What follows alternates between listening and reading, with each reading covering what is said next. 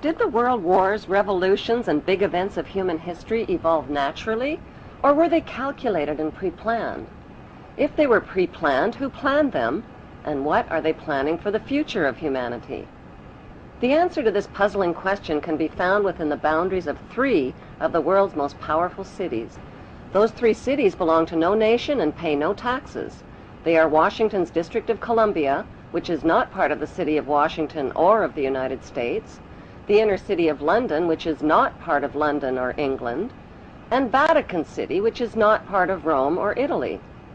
These cities, called city-states, have their own independent flag, their own separate laws, and their own separate identity.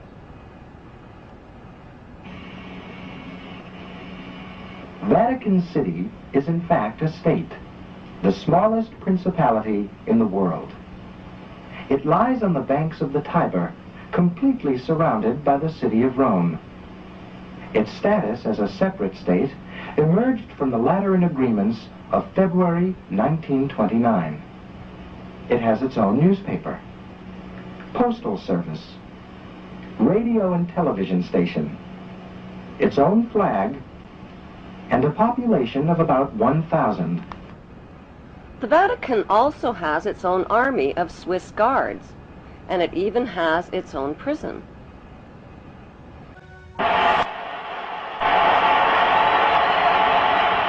The Vatican rules over approximately 2 billion of the world's 6.1 billion people.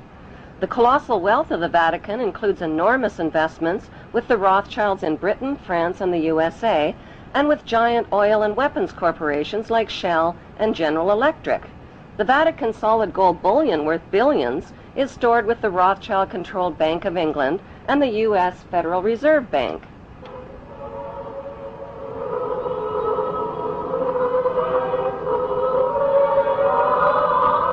The Catholic Church is the biggest financial power, wealth accumulator, and property owner in existence, possessing more material wealth than any bank, corporation, giant trust, or government anywhere on the globe.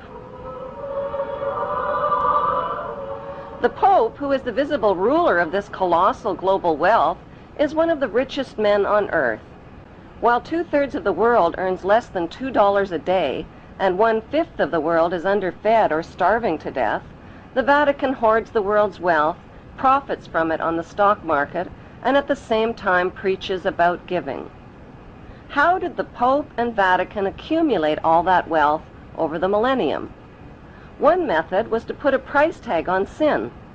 Many bishops and popes actively marketed guilt, sin, and fear for profit by selling indulgences. Worshippers were encouraged to prepay for sins they hadn't yet committed and get pardoned ahead of time. Those who didn't pay up risked eternal damnation in Satan's oven. Pope Leo X rebuilt St. Peter's Basilica, selling tickets out of hell and tickets to heaven. During the Dark Ages, the Catholic Church not only hoarded the wealth they collected from the poor, but hoarded knowledge. They kept the masses ignorant and in the dark by denying them a basic education. During World War II, the Vatican was criticized for supporting Hitler and his Nazi regime. To this day, the Vatican is still under investigation for plundering Nazi gold from the Swiss bank accounts of Jewish Holocaust victims. Over the past 5 decades, more than 1,500 priests and bishops have been identified in the sexual assault of tens of thousands of boys and girls in their trusting congregations and orphanages. Why is this filthy rich institution preaching spiritual values of poverty and chastity while cardinals, bishops, and priests cover up their crimes of sexual abuse? Why has the Church fought and resisted the compensation claims of their sexually, emotionally, and spiritually traumatized victims? Like Vatican City, London's inner city is also a privately owned corporation or city-state, located right smack in the heart of Greater London. It became a sovereign state in 1694 when King William III of Orange privatized and turned the Bank of England over to the bankers. By 1812, Nathan Rothschild crashed the English stock market and scammed control of the Bank of England. Today, the city-state of London is the world's financial power center and the wealthiest square mile on the face of the earth.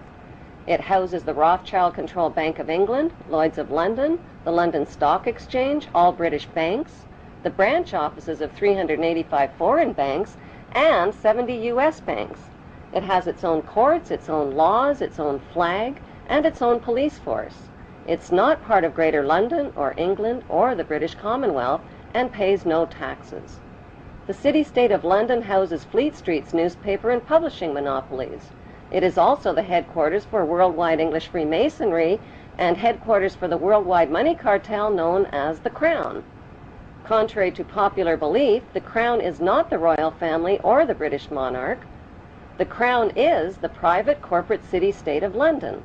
It has a council of 12 members who rule the corporation under a mayor called the Lord Mayor. The Lord Mayor and his 12-member council serve as proxies or representatives who sit in for 13 of the world's wealthiest, most powerful banking families. This ring of 13 ruling families includes the Rothschild family, the Warburg family, the Oppenheimer family, and the Schiff family.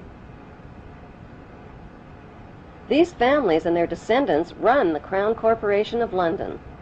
The Crown Corporation holds the title to worldwide Crown land in Crown colonies like Canada, Australia, and New Zealand. The British Parliament and the British Prime Minister serve as a public front for the hidden power of these ruling Crown families. Like the city-state of London and the Vatican, a third city-state was officially created in 1982.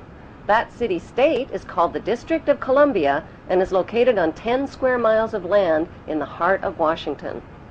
The District of Columbia flies its own flag and has its own independent constitution. Although geographically separate, the city-states of London, the Vatican, and the District of Columbia are one interlocking empire called Empire of the City. The flag of Washington's District of Columbia has 3 red stars, one for each city-state in the 3-city empire. This corporate empire of 3 city-states controls the world economically through London's inner city, militarily through the District of Columbia, and spiritually through the Vatican. The Constitution for the District of Columbia operates under a tyrannical Roman law known as Lex Fori, which bears no resemblance to the U.S. Constitution. When Congress passed the Act of 1871, it created a separate corporate government for the District of Columbia. This treasonous act allowed the District of Columbia to operate as a corporation outside the original Constitution of the United States and outside of the best interests of American citizens.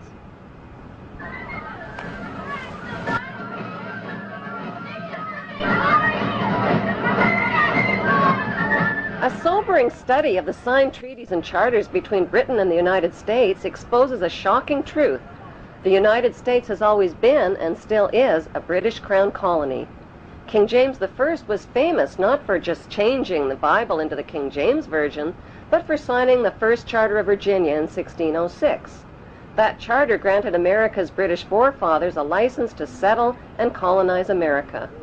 The charter also guaranteed that future kings and queens of England would have sovereign authority over all the citizens and colonized land in America stolen from the Indians.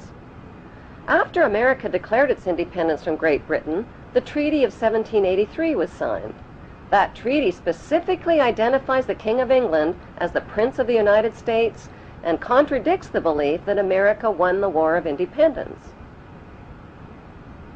Although King George III of England gave up most of his claims over his American colonies, he kept his right to continue receiving payment for his business venture of colonizing America.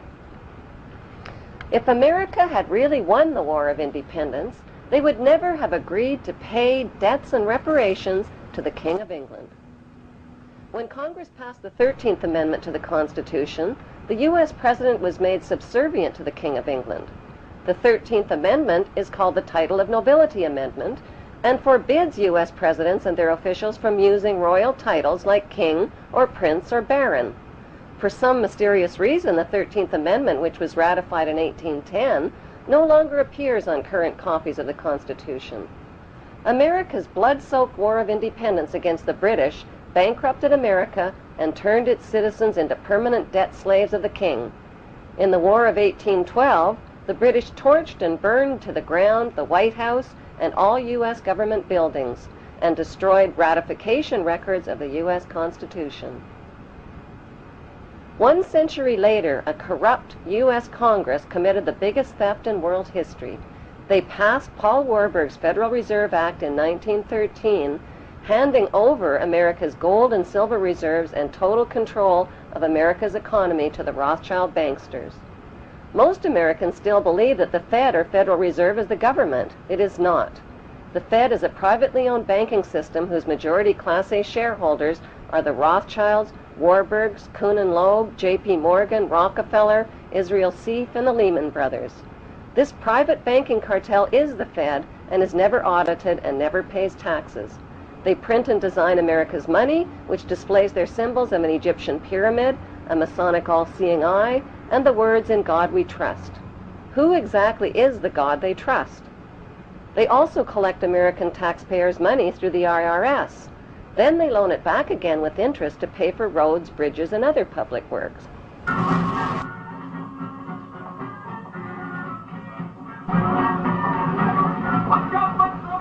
American presidents are handpicked and financed by these special interest power groups. Like George W. Bush, John Forbes Kerry, whose initials are JFK, is a member of Yale University's Skull and Bones Brotherhood. The Forbes part of John Kerry's name identifies his descendancy from Captain Robert Bennett Forbes, who was a drug runner for the Rothschilds' opium drug trade with China in the 1800s. Most U.S. citizens believe that the United States is a country and that the President is the most powerful man on earth. The United States is not a country. It is a corporation, and the President is President of the Corporation of the United States. He and his elected officials work for the corporation, not for the American people. Since the United States is a corporation, who owns the corporation of the United States? Like Canada and Australia, whose leaders are prime ministers of the Queen, and whose land is called Crown Land, the United States is just another Crown colony. Crown colonies are controlled by the empire of 3 city-states. At the center of each city-state is a towering, phallic-shaped stone monument called an obelisk that points skyward. In D.C. city-state, the obelisk, known as the Washington Monument, was dedicated to Freemason George Washington by the Freemason Grand Lodge of the District of Columbia. The secretive Brotherhood of Freemasons laid the Washington obelisk's cornerstone in 1848 and contributed 22 Masonic memorial stones. 250 Masonic lodges financed the Washington Monument obelisk, including the Knights Templar Masonic Order. At the heart of London city-state is a 187-ton, 69-foot-tall Egyptian obelisk called Cleopatra's Needle. It was transported from Egypt and erected on the banks of the River Thames. In Vatican City, another Egyptian obelisk towers high above St. Peter's Square.